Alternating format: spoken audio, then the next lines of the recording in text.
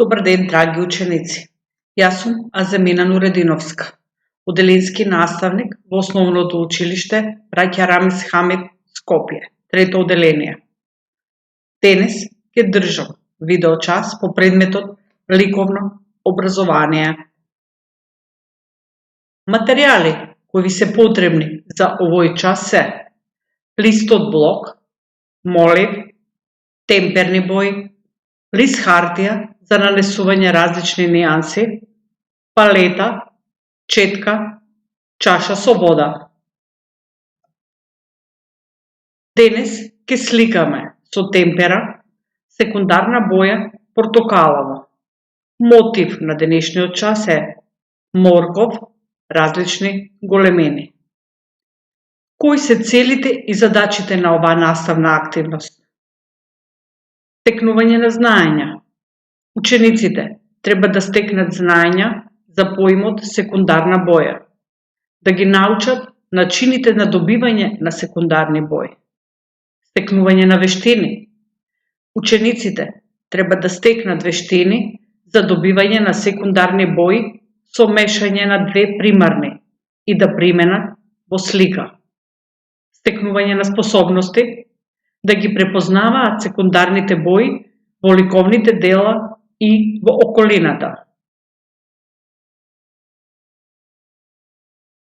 Боите ги делиме на примарни или основни и секундарни или добиени. Примарните или основните бои не можеме да ги добиеме. Нив ги има само во природата.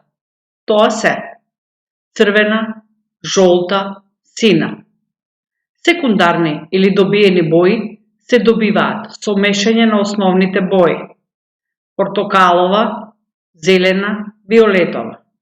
Од основните, црвена и жолта, се добива секундарна портокалова боја. Од основните, црвена и сина, се добива секундарна виолетова боја. Од основните, сина и жолта, се добива секундарна зелена боја.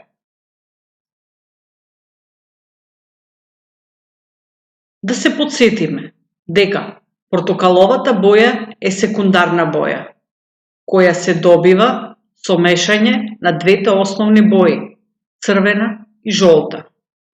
Кога овие две бои ќе ги помешаме, ја добиваме портокаловата боја, како што е прикажано на сликата. Човекот насекаде околу себе се среќава со портокалова боја.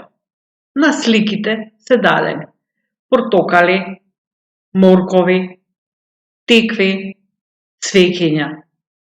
Сите тие се во портокалова боја, но, како што може да забележите, сите се во различни нијанси на портокалова боја.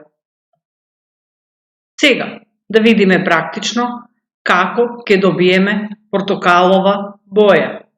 Следете го видеото и работете со веќе подготвените материјали.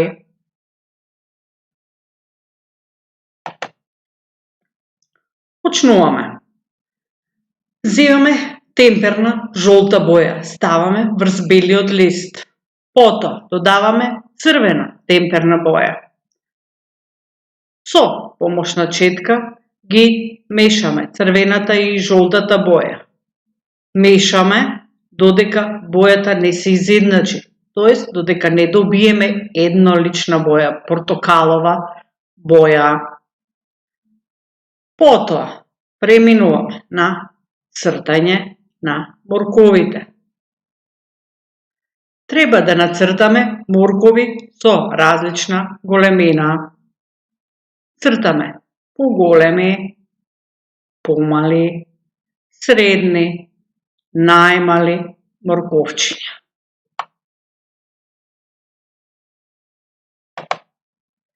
Вака нацртаните моркови ги боиме со портокаловата боја, која што ја добивме со мешање.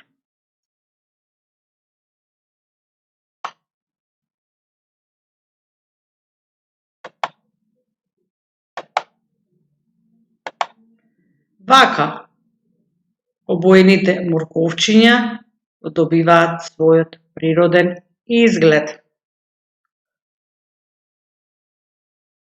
Потоа имаме зелена боја.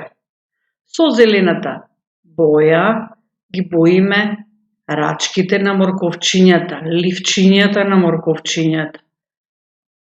Добија сосема својот природен изглед морковите. Ова морковче е направено од глина, што го гледате, и обоено е со портокалова боја.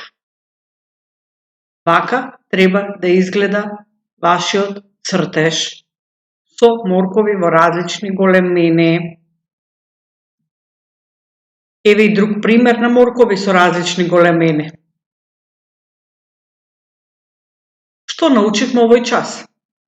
Научивме да разликуваме основни и секундарни бои. Научивме да ги применуваме основните бои за да добиеме секундарна портокалова боја. Научивме како да ги употребуваме боите за сликање на површина.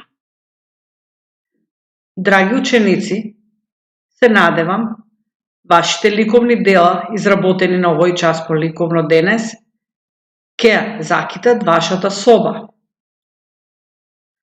Истражувајте во природата, во вашата средина, околина. Истражувајте ја портокаловата боја каде се може да ја најдете.